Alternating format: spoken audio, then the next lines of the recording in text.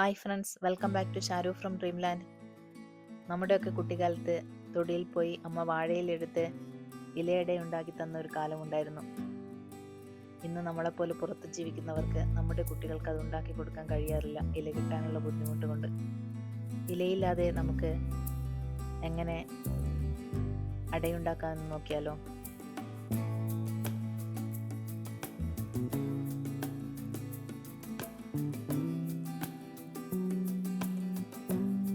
ഞാൻ ആട്ടപ്പൊടി ഉപയോഗിച്ചാണ് ചെയ്യുന്നത്. അതിലേക്ക് ആവശ്യത്തിന് ഉപ്പ് ചേർത്ത് ചപ്പാത്തിക്കൊക്കെ കുഴക്കുന്നത് പോലെ കുഴച്ചെടുക്കാം. പക്ഷേ അത്ര ടൈറ്റ് ആവരുത്, കുറച്ചുകൂടി ലൂസ് ടൈപ്പിൽ വേണം മാവ് കിട്ടാൻ.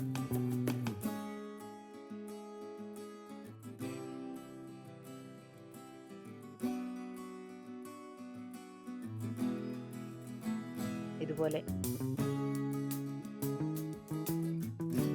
ഇനി നമുക്കിതിന് വേണ്ട ഫില്ലിംഗ് തയ്യാറാക്കിയാലോ?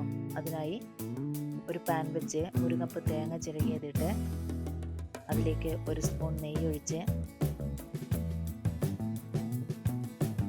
നന്നായി യോജിപ്പിച്ച് ശർക്കര പൊടിയും ചേർത്ത്,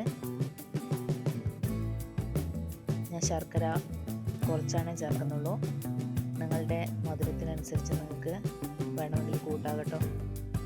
ഫ്ലേവറിന് കുറച്ച് ഏലക്ക പൊടിച്ചതും ചേർത്ത് ഒന്ന് മിക്സ് ചെയ്തെടുക്കാം.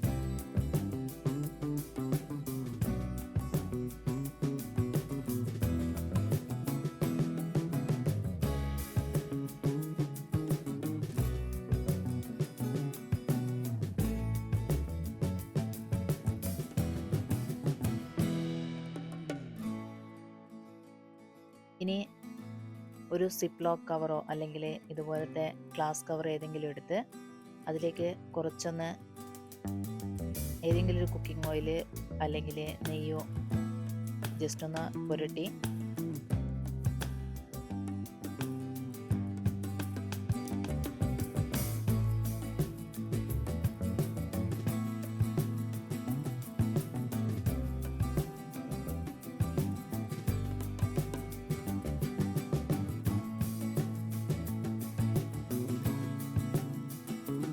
കുഴച്ച മാവ് പരത്തിയെടുക്കാം.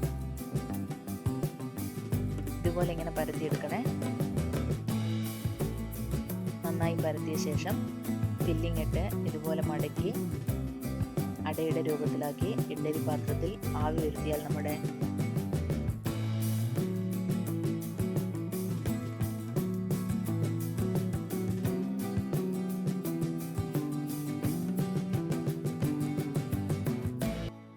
നല്ല ഹെൽത്തിയാണ്, ടേസ്റ്റിയാണ്, നമ്മുടെ കുട്ടികൾക്കൊക്കെ ഇഷ്ടപ്പെടും.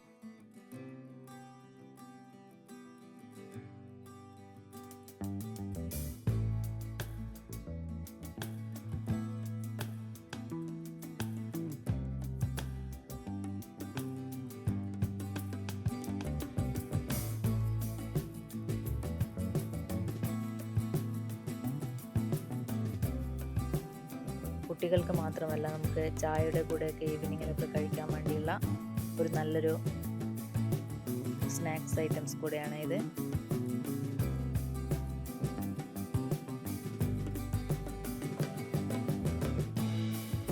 അപ്പോൾ എല്ലാവരും ട്രൈ ചെയ്ത് നോക്കണേ.